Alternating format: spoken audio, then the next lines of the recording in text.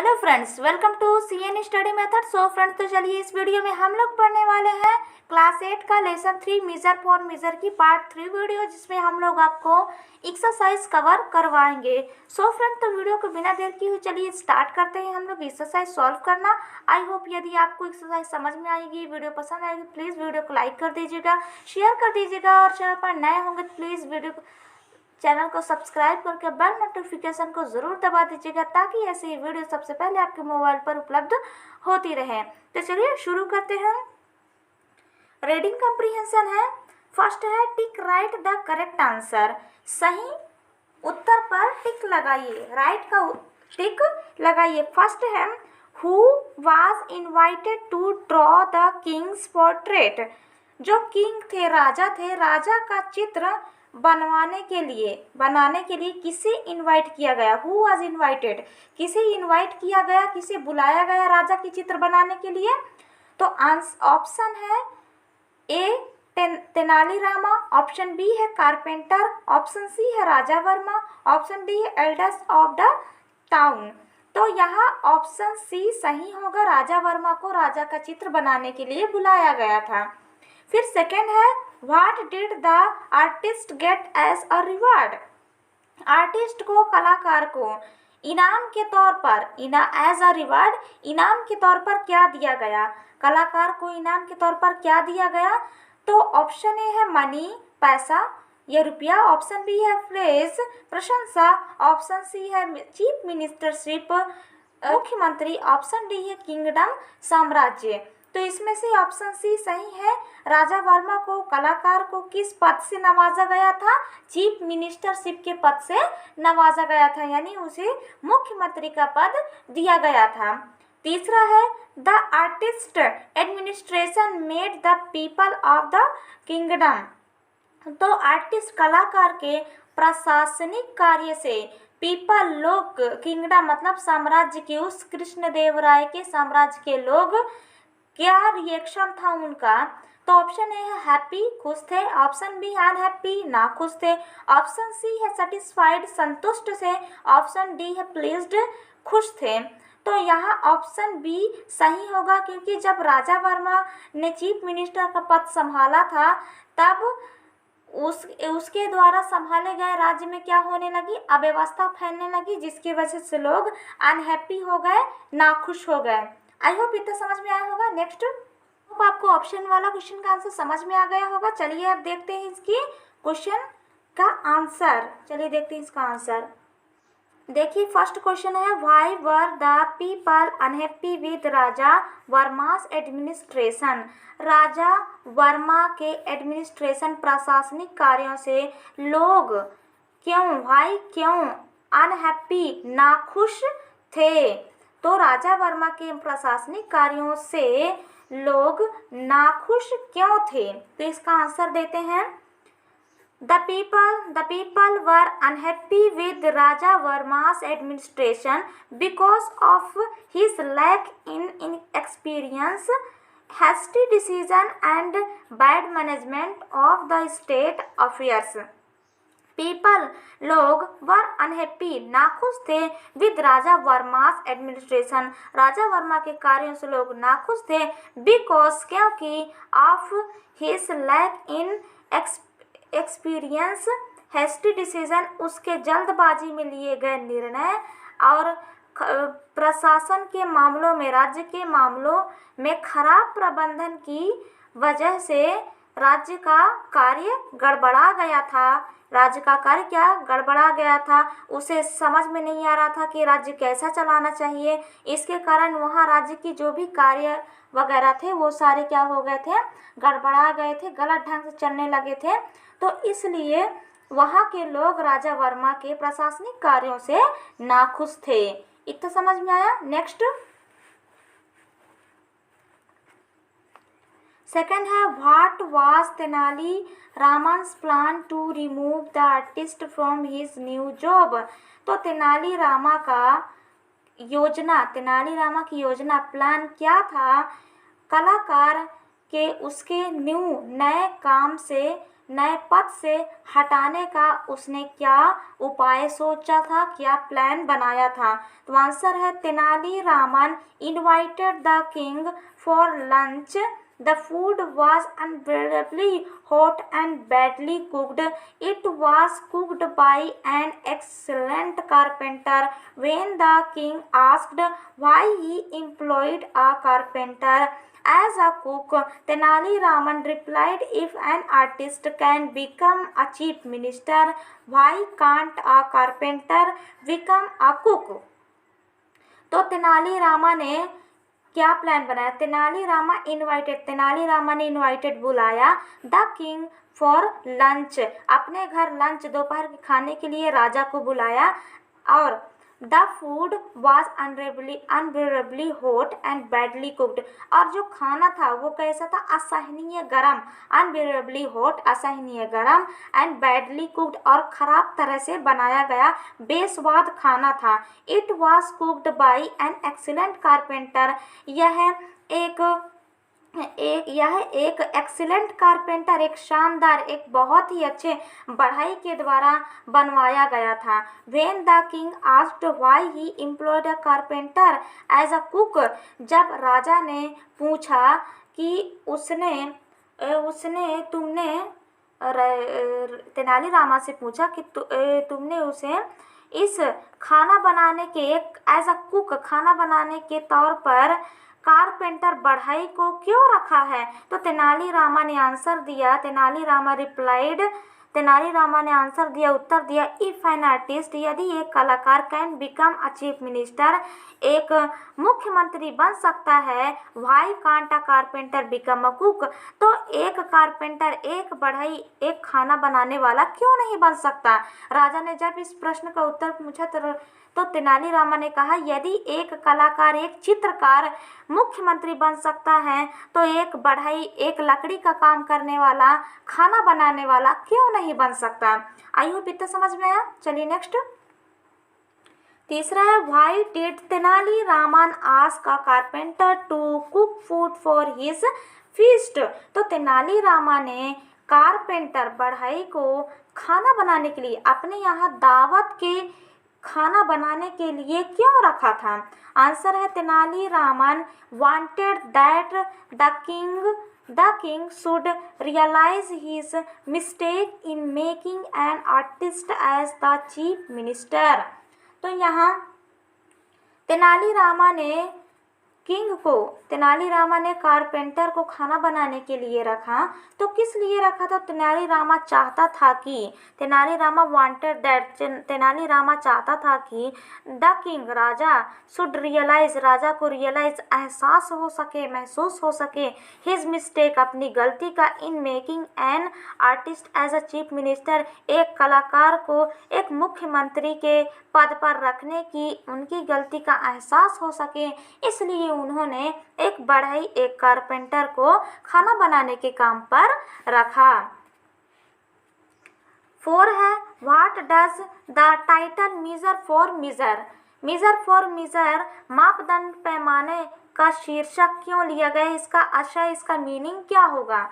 Answer है, measure for measure means capable person for valuable post. If you are appointed in any post, you must have an ability to take correct decision at correct time. तो यहाँ measure for measure मापदंड के पैमाने का meaning है, आशय है capable person, एक योग्य व्यक्ति के लिए योग्य पोस्ट का चुनाव करना, योग्य पद का चुनाव करना। इफ यू, यदि आप are appointed in any post, किसी पद पर अपॉइंट किए गए हैं, नियुक्त किए गए हैं, you must have an ability to take correct decision, तो आप में वो क्षमता होनी चाहिए कि आप सही टाइम पर सही फैसला उस पद के लिए लें, उस पद में आपको जो भी काम दिया गया है वो काम आप सही तरीके से करें। इसे कहते हैं मीजर फॉर मीजर।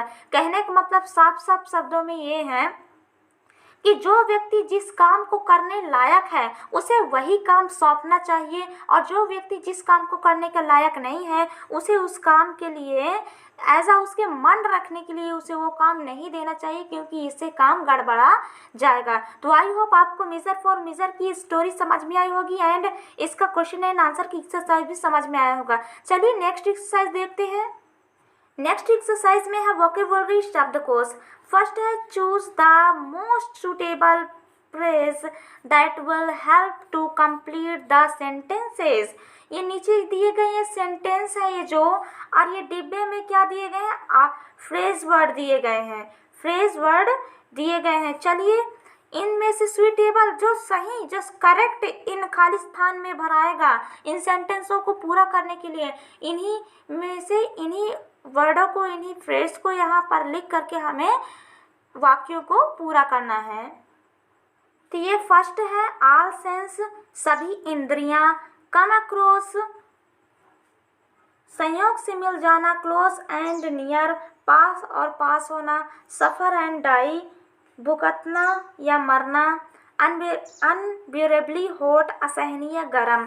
चलिए देखते हैं इसको कैसे भराएगा। फर्स्ट है राजा वर्मा बिकम, तो राजा वर्मा टू द किंग राजा के क्या बन गए, क्लोज एंड नियर, क्लोज कहाँ गया, क्लोज एंड नियर, तो राजा वर्मा किंग के क्या बन गए थे, क्लोज एंड नियर, मतलब कि सबसे प्यारे और सबसे क्लोज करीबी बन गए थे। सेकेंड है द फूड वाज, तो खाना कैसा बना हुआ था तेनालीरामा की यहाँ, अनबियरेबली हॉट असहनीय गरम।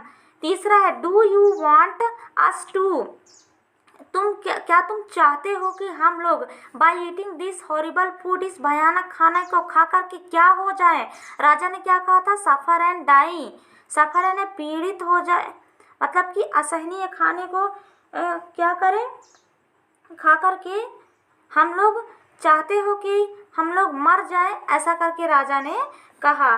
चौथा I have never, I have मैंने ऐसा, सच एन एक्सेलेंट कारपेंटर बढ़ई, तो मैंने ऐसा such an carpenter, such an excellent carpenter एक शानदार बढ़ई ऐसा आज से पहले कभी भी नहीं देखा था। कम आक्रोश, आज से पहले मैंने इस प्रकार का बढ़ई कभी भी नहीं देखा था, तो यहाँ कौन सा शब्द आएगा, कम आक्रोश। पांचवा है the king asked Raman weather he had lost, तो किंग ने तेनालीरामा को कहा क्या तुमने अपने सारे सेंस बुद्धि खो दी है, तो यहाँ आएगा ऑल सेंस, तो तुमने अपनी सारी बुद्धि सारी जो समझदारी है वो तुमने खो दी है, ऐसा राजा ने कहा।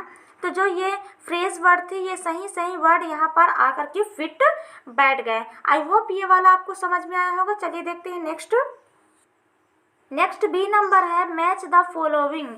इनको क्या करना है, हमें मैच करना है, ऑलरेडी मैच्ड है लेकिन मैं आपको बताऊंगी कैसे मैच करना है। फर्स्ट है अ किंग्स सपोर्ट टू समवन, यदि किंग राजा किसी को सपोर्ट करते हैं, सहायता करते हैं, उनकी रक्षा करते हैं, तो उनके लिए ये अनेक शब्दों के एक शब्द हैं, तो उनके लिए क्या शब्द प्रयोग किया गया है, पेट्रोनेज, संरक्षक। यदि राजा किसी का सपोर्ट करते हैं, उनकी सहायता करते हैं, तो क्या हो जाएगा यहाँ, पेट्रोनेज, संरक्षक। दूसरा है things are in a mess, यदि सामान इधर उधर अस्त व्यस्त हो जाए तो उसको हम क्या बोल सकते हैं, डिसऑर्डर, गड़बड़ी हो जाती है, डिसऑर्डर हो जाता है। तीसरा है when a person is not doing his job well, यदि जब एक व्यक्ति अपने काम को सही ढंग से नहीं कर रहा हो तो उसको हम क्या कहेंगे, इनकम्प्लीमेंट, मतलब कि अपने काम को अधूरा ही छोड़ दिया। फिर चौथा हो जाएगा something that you would want when you are hungry, तो यदि आप कभी क्या हो बहुत ज़्यादा आपको भूख लगी होती है तो आप क्या लेने लग जाते हैं, मोर्शल, कौर, निवाला, आप खाने का मोर्शल, कौर, निवाला लेने लग जाते हैं। हंग्री से यहाँ पास आया मोर्शल। फिर पांचवा a word you would want to use for someone who is very good at studies, यहाँ पर आपको स्टडीज से समझना है कि एक शब्द चुनिए जो कोई व्यक्ति बहुत अधिक नॉलेज लिया रहता है, बहुत अधिक चीज़ों की पढ़ाई किया रहता है, तो हम उसे क्या बोलते हैं? ब्रिलियंट, बुद्धिमान बोलते हैं उसे हम। छठवां, a person who looks after the administration as a state. तो एक व्यक्ति जो स्टेट, एक राज्य की क्या करता है? राज्य के प्रशासन की देखभाल करता है, तो उसे हम क्या बोलते हैं? Chief minister. तो देखिए यहाँ पास किंग्स सपोर्ट से क्या आएगा? पेट्रोनेज। यहाँ मेस से आ जाएगा डिसऑर्डर, और यहाँ जॉब वेल से आ जाएगा doing not doing his job well. तो यहाँ इनकम्प्लीमेंट। हंगरी से आ जाएगा मॉर्शल, और यहाँ स्टडीज से आ जाएगा ब्रिलियंट, एडमिनिस्ट्रेशन से आ जाएगा चीफ मिनिस्टर। आई होप ये वाला आपको समझ में आ गया होगा। चलिए देखते हैं नेक्स्ट ये वाला C number, frame your own sentences using these words. जो ये शब्द दिए गए, इन शब्दों की मीनिंग बताइए और उनको अपने वाक्यों में प्रयोग कीजिए, वाक्य बनाइए। तो चलिए मैं बना के रखी हुई हूँ, उसको मैं आपको दिखाती हूँ, समझाती हूँ। देखिए तो उसका फर्स्ट वर्ड है ब्रिलियंट। ब्रिलियंट मीन्स होता है शानदार या बुद्धिमान। अपने वाक्यों में प्रयोग कीजिए। Rakesh is a brilliant boy among his friend. तो राकेश अपने दोस्तों के बीच, अपने दोस्तों में सबसे ज़्यादा ब्रिलियंट, बुद्धिमान लड़का है। इसी प्रकार आप बहुत सारे वाक्य, सेंटेंस बना सकते हैं इससे। सेकंड है प्रोमिनेंट। प्रोमिनेंट मीन्स होता है विशिष्ट। Truth and non violence is prominent quality of Gandhi ji. सत्य और अहिंसा गांधी जी के विशिष्ट गुण थे, गुण हैं। तो सत्य और अहिंसा गांधी जी के विशिष्ट गुण हैं, प्रोमिनेंट, विशिष्ट। तीसरा है हॉरिबल, भयानक। It is horrible to see an accident. यह एक्सीडेंट देखने में बड़ा ही भयानक है। तो अपने वाक्यों में इस तरीके से आप प्रयोग कर सकते हैं। चौथा है पोर्ट्रेट, मीन्स होता है चित्र। आंसर है grandfathers portrait is hung on the hall. तो ग्रैंडफादर, दादाजी का पोर्ट्रेट, चित्र हॉल पर टंगा है। पांचवा है रिवॉर्ड, मीन्स होता है इनाम। तो यहाँ he is given a car as a reward. तो उसने एक कार इनाम के तौर पर दिया। उन्होंने एक कार इनाम के तौर पर दिया। छठवा है ग्रैंड। ग्रैंड मीन्स होता है बड़ा, शानदार। आंसर है the Taj Mahal is a grand historical building.